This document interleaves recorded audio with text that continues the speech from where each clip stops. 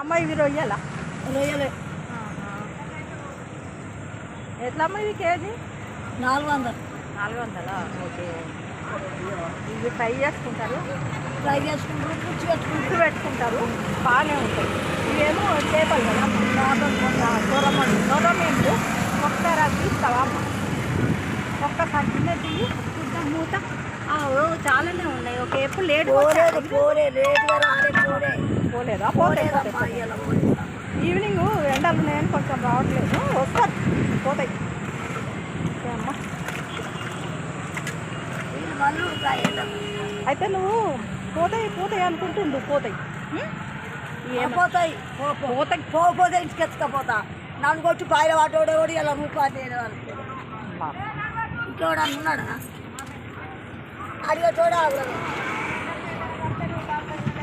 అమ్మ మీ దగ్గర కూడా రొయ్యలు ఉన్నాయా? ఈ కొర్ర మీ ఇంట్లో అమ్మ?